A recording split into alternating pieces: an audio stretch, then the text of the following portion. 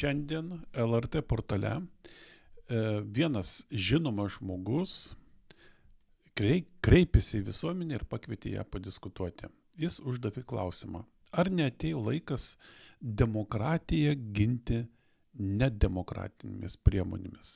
Ir pats atsako šitą klausimą. Taip, toks metas atėjo. Mat principo gynyba kartais priverčia peržengti reglamentų ar susitarimų ribas. Šiandien kalbėsiu apie 3 temas. Pirma tema tai prezidento ir koalicijos, valdančiosios koalicijos kova. Antra tema - tikėk ir pasitikėk kariuomenę, yra skleidžiama tokis šūkis, toks įtikinimas visuomenės. Ir trečias - o kurgi vis dėlto ritasi pasaulis. Pasižiūrėsime tam tikrus faktus ir pažiūrėsime, link kurios pusės jisai ritasi. Taigi sveiki atvykę į mano kanalą, ačiū, kad prisijungote, klausotės ir iki šio laiko dar neatsijungėte ir pradedam. Taigi prezidento kova su koalicija. Pirmas dalykas, ką šiandien iš pat ryto išgirdau, tai, kad prezidentas atmetė Nemuno aušros kandidatus ir nurodė tokias priežastis. Matai, jie negins viešo interesų, jie atstovės privatų interesą, jie nėra atsparūs, jie gali pasiduoti kai kurių įtakos grupių spaudimui. Taip pasakė prezidentas ir taip kalbėjo jo patarėjas. Premjerė po kelių valandų pritarė prezidentui. Ir taip sakė, reikia kitų. Matyt, prezidentas per savaitgalį sėdėjo, analizavo jam pateiktą informaciją, paprašė tikriausiai papildomos medžiagos apie tuos kandidatus ir nusprendė, ne, jie yra netinkami. Taip sako premjerė panašiai. Reikia kitų. Laikas spaudžia, reikia greitai surasti kitų. Ir kreipėsi į Nemuno aušrą ir dėl to ir dar juos įspėja, kad nešantažuotų juos, kad jie pasitrauks ar kaip kitaip. Socialdemokratų partijos vadovas Sinkevičius pareiškė, kad nereikia iš pačio ryto pasiduoti emocijoms. Dabar labai daug emocijų ir iš vienos pusės ir iš kitos. Reikia nusiraminti, po pietų visiems susitikti, aptarti ir nuspręsti. Tačiau, kas yra įdomu, į ką noriu atkreipti jūsų dėmesį. Tai pirmas dalykas, noriu atkreipti dėmesį tai, kad tai nėra vien tik Nemuno aušros kova su prezidentu. Ir ta klanu arba ta įtakos grupė, kuri stovi už prezidento nugaros. Kodėl taip sakau? Tai yra mano versija, neteiginys, tai yra iškelta versija, kuri gali ateityje pasitvirtinti arba nepasitvirtinti.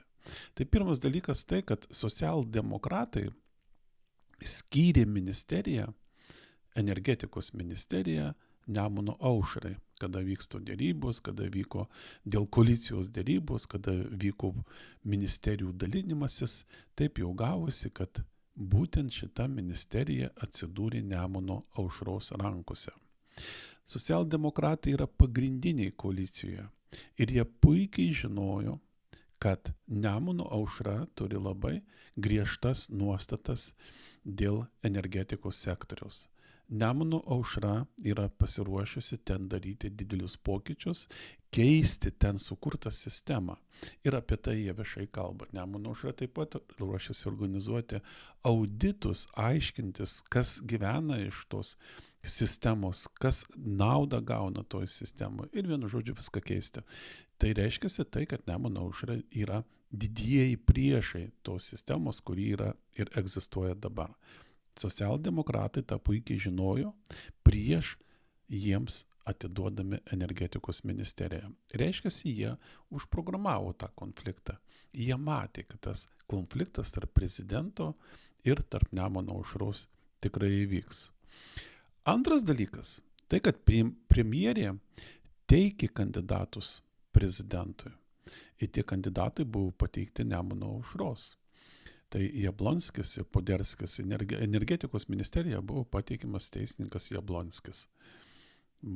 Ir taip pat socialdemokratai, taip pat premjerė, taip pat socialdemokratų lyderis Sinkevičius žinojo apie tai, kad prezidentas nepritars šitiems kandidatams, atmes tuos kandidatus, nes prezidentas nori matyti šitam poste Vaičiūną ir nieko kito kol kas. Ir jisai reikalaus, kad toks būtų. Tačiau jį vis tiek paėmė, nederindami iki galo, žinodami galutinį prezidento sprendimą, nusprendė tenkinti Nemuno aušros pasiūlymą ir teikti kandidatus į ministrus prezidentui. Kodėl jie tai pasielgė? Juk tai yra užprogramuotas konfliktas su prezidentu. Jie apie tai puikiai žinojo. Kodėl? Kodėl būtent jie taip elgėsi? Ir aš kaip matau dabar, tai matau tai, kad Nemuno aušra yra pastumėta į priekį, tai jinai yra fronto linija arba, taip sakykime, priešaky kovoje su prezidentui ir su ta grupe, kuris stovi už prezidento, yra priešaky, o socdemai, mano galva, stovi užnugarį ir šitam visam veiksmui diriguoja. Kovoja todėl, kad, mano galva, pirma, socdemų partijoje, Nemuno aušroj partijoje, valstiečių partijoje, tai yra tose partijose, kurios yra dabar koalicijoje, yra daug nukentėjusių asmenų.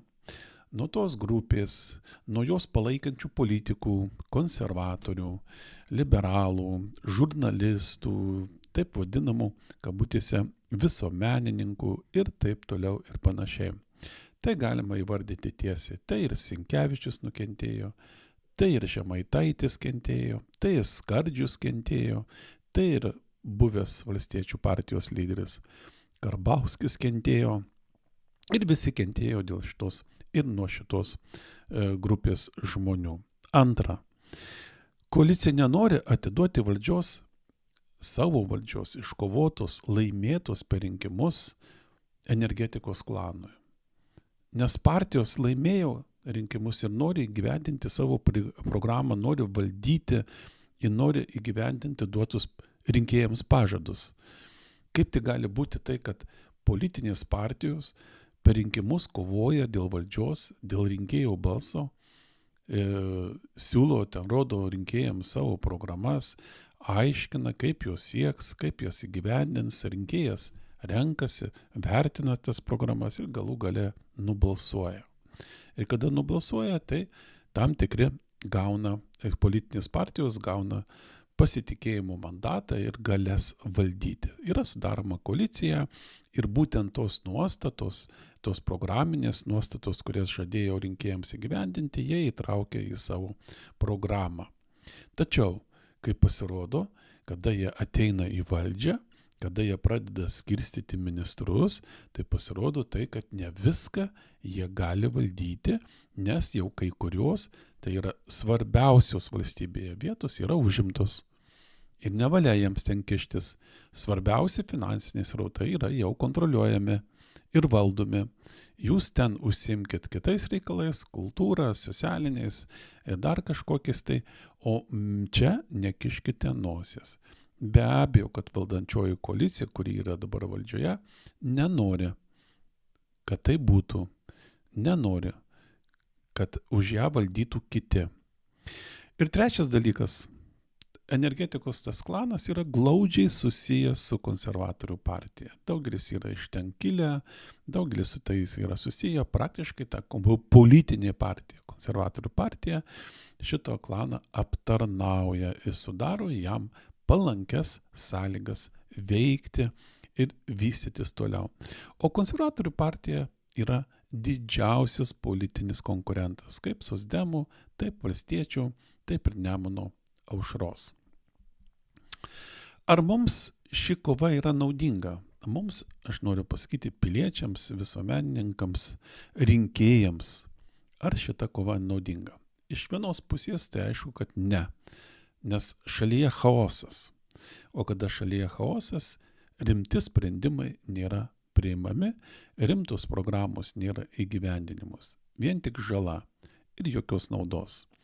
Tačiau iš kitos pusės žiūrint, taip, nes negalima valstybės valdymą atiduoti mažai žmonių grupiai, kuri nėra atskaitinga rinkėjui, kuri vykdo nerinkėjo interesams programą, o savo interesams, savo privačiams interesams dirba. Ir tokiu būdu daro žalą visuomenė, daro žalą rinkėjui. Tai be abejo, kad taip negali būti. Kaip tai gali būti tai, kad kažkas tai valdo šalį, kuris nėra renkamas rinkėjus. Tai kokia čia demokratija? Nėra demokratijos. Taigi turi būti padaryti rimti pokyčiai, turi padaryti rimta reforma tam, kad sugrąžintų atgal tas galias toms politinėms partijos, kurios laimėjo rinkimus, gavo rinkėjų pasitikėjimą ir kurios nori įgyvendinti programą, kurios atitinka rinkėjų poreikius. Taigi taip. Dabar pereikim prie kitos temos. Tikėk ir pasitikėk kariuomenę. Kaip žinote, neseniai įvyko ataka prieš Lenkiją, 10 dronų nuskrido tenais, žalos jie jokios nepadarė, išskyrus vieną namą, sudegino pensininkų, kurie ten gyveno, bet be abejo draudimai jiems ten atlygins, viskas ten sutvarkyta bus, nieko nenužudė, nieko nesužydė tie dronai, žala padaryta kitame. Žala padaryta tokia, kad po tų dronų paleidimų, po tos kalbos apie dronus, tų visokių diskusijų, susitarimų, pasitarimų, kalbų, pranešimų ir taip toliau, žmonės sujudo, žmonės išsigando, žmonės apėmė baimę.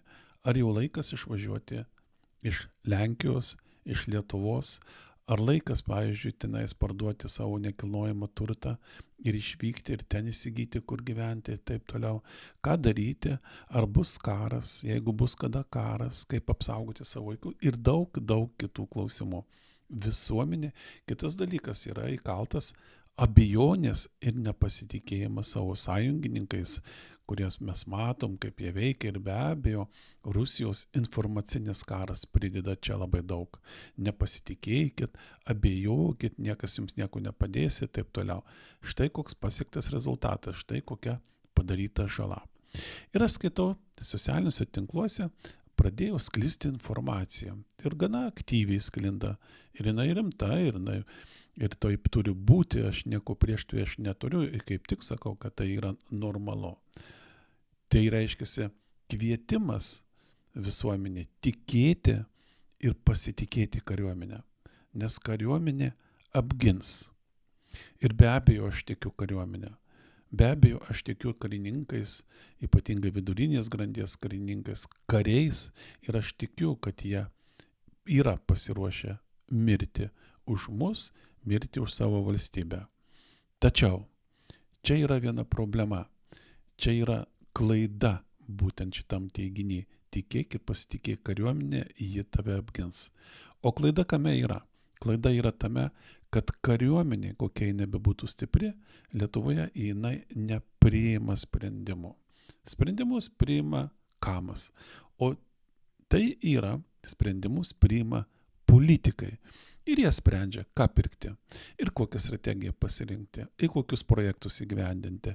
Perkam lėktuvus ar darom dronų apsaugos sieną. Perkam tankus ar perkam priešraketinės kažkokias tai apsaugą, apsaugotų sistemas nuo raketų, nuo lėktuvų ar kitų dalykų. Taigi čia sprendžia ne kariuomenė. Tai tokiu atveju, kaip galima pasitikėti kariuomenę, kuri pati nepriima sprendimų, kuri, pavyzdžiui, mato vaizdą kitokį ir ją pasirengusi kitaip veikti ir ruoštis gynybai, tačiau to negali padaryti, kadangi yra politikai, kurie sprendžia, ką pirkti, kaip pirkti, už kiek pirkti, iš ko pirkti ir taip toliau. O politikoje yra labai daug, būtent karinės srity, nekompetencijos ir be abejo korupcijos. 2K. Labai daug. Ir tas mano žodžius, mano įsitikinimą patvirtino tai, kad išklausiau laidą pas Arną Klivečką su Armaičiu, su kariu, kuris kovojo Ukrainoje, kuris gynė mus, kuris gynė pačią Ukrainą, kuris buvo fronte, kuris savo kailiu pajuto, kas yra karas. Ir jis atvažiavęs su savo draugais, su savo kolegom, su savo tais kariais, kuriais taip pat kovojo, kurie kovojo, jie parengė programą visą, kaip turėtų atrodyti ta dronų siena. Jie parengė, jie neparašo nei vieno cento, nei vieno euro, jie tik tai nori, kad į tai atsižvelgtų kariuomenė. Ne kariuomenė, kariuomenė atsižvelgia, tačiau sakė, Kamas į tai visiškai nekreipia jokio dėmesio. Jiems neįdomu, jie neskaito jų ekspertais ir jie nemano, kad iš jų galima tikriausiai gauti jokios naudos. Taigi ryšio būtent su tais politikais, kurie priima sprendimą, kaip aš supratau iš šio laidos, iš šio pasakymų, nėra. O su kariuomenė yra, tačiau sprendimus priima šiuo atveju pagrindinius, ne kariuomenė. Taigi, bet nežiūrinti tai, savo kariuomenę reikia pasitikėti, o politikus būtina spausti tai, kad jie veiktų skaidriai, sąžiningai ir mūsų naudai. Ir pasibaigoje trečia tema, tai kurgi vis dėlto ritasi pasaulis. Aš pačioje pradžioje pristačiau jums pasakymą vieno žmogaus, tai LRT dažnai rašantis straipsnių žmogus, tai buvęs Šimonytės patarėjas, nežinau, gal jis dabar ir yra, bet kad buvęs tai tikrai, toks yra Paulius Gritėnas. Ir jisai parašė straipsnį ir jį paviešino per portalą LRT Visuomenė. Ir jisai sako, visuomenė, ar neatėjo laikas demokratiją ginti nedemokratinėmis priemonėmis? Ir atsako, taip, toks metas atėjo. Mat principų gynyba kartais priverčia peržengti reglamentų ar susitarimų ribas. Čia yra du esminiai dalykai, kuriuos noriu pabrėžti. Tai pirmas, kasgi yra tos nedemokratinės priemonės? Eiti į namus, areštuoti žmonės, uždaryti į kalėjimą, ar iš karto juos šaudyti, dėl to, kad jie turi kitą nuomonę. Kažkas tik galvoja tai, kad tai yra kenkėjas, tas, kuris pasisako prieš demokratiją. Kitas dalykas, antras, kas yra, o tai principų gynyba, kas yra tas principas, dėl kurio reikėtų ginti visuomenę, imtis tokių nedemokratiškų priemonių, neįstatymiškų, pažeidžiant įstatymus, konstituciją ir taip toliau žmogaus teises, būtent dėl kažkokio tai principo. Kas tą principą nustatė, kur nustatė, kaip jis atrodo, tas principas yra neaišku. Labai pavojinga tendencija. Tai ginti principą nedemokratinėmis priemonės. Kiekvienas matyt tą principą supranta savaip. Antras dalykas, kuris ritasi pasaulis, tai yra istorija iš Amerikos apie tą žmogų, kuris buvo nušautas, Charlie Kirko. Tačiau ne apie tai, apie tas šaulys, kuris nušovė, greičiausiai priklausė tokiai leftistiniai, tai kraštutiniai kairių organizacijai, Armed Quiz, tikriausiai taip skaitosi SLC, kurį organizavo įvairius mokymus Amerikoje. Jas skrajutes visur platino, kvietė tuos mokymus, ten tose skrajutėse buvo pavaizduoti tokie vaizdai pjautuvės ir kūjis. Mes puikiai tą dalyką žinome. Tai yra sovietinis ženklas, taip pat vaivorykštinė vėliava, taip pat mergaitė stojanti su užtaisytu automatu ir užrašas, kaip sakyčiau, bolševikinis, agituok, šviesk ir organizuok. Taigi tai vienas šitos organizacijos atstovas davė interviu žurnalistus čia prieš keletą mėnesių. Žurnalistas jo paklausė apie rizikos prisiėmimą.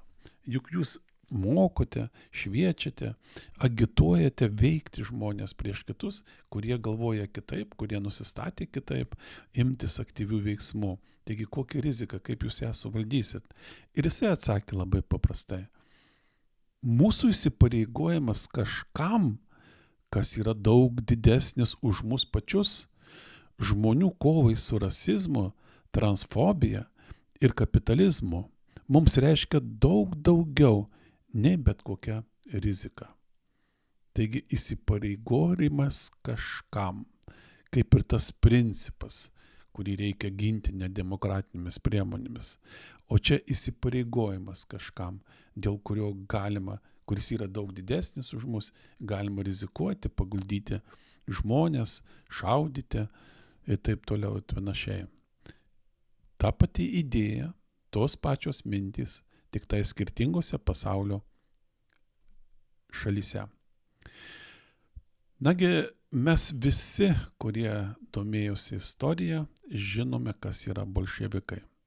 Tai būtent tie bolševikai, kurie ir kovoja už žmonių laisvę, demokratiją, kurie norėjo, kad pasaulyje būtų komunizmas, tai reiškia, visi žmonės būtų lygus, patenkinti, visiems pagal poreikį ir ko tik nori, nueini parduotuvę, tau reikia ten kokios riekelės duonos, pasiimi ir neimi ten 10 kepalų ir taip toliau. Vienu žodžiu, visi gyventų džiaugsmingai ir laimingai. Ir dėl šito tikslo, dėl šito jų supratimo, principo šito, dėl šito kažko tai didesnio nei jie patys, jie įvedė proletariato diktatūrą. Jie nužudė milijonus, 10 milijonų žmonių paukojo, o kiek likimų sulaužė, o kiek teisių apribojo žmonėms, uždraudė, praktiškai vos diktatūriškais metodais valdė ir bandė žmonės pakeisti, išauklėti juos tikrais kabutėse bolševikais ir komunistais. O kaip jūs patys galvojate, pavyzdžiui, nedemokratinėmis priemonėmis, už ką kovoja Putinas, už ką kovoja Ksi, Kim Jong-unas, už jiegi paklauskite, jie pasakys, už geresnę santvarką, kuri geresnė žmonėms, saugesnė jinai yra ir taip toliau. Jie kovoja už principą nedemokratinį, nes taip jie jį supranta, kaip ir daugelis kitų. Taigi, kur ritasi pasaulis šiuo metu? Matome, kad ritasi jisai į bedugnę. Taigi, ačiū visiems tiems, kurie išklausėte iki galo, padėjote patiktuką, parašėte komentarą, užsiprenumeravote mano kanalą ir iki kito karto žiūrėsime, kaip vykstusi pasaulyje ir Lietuvoje procesas.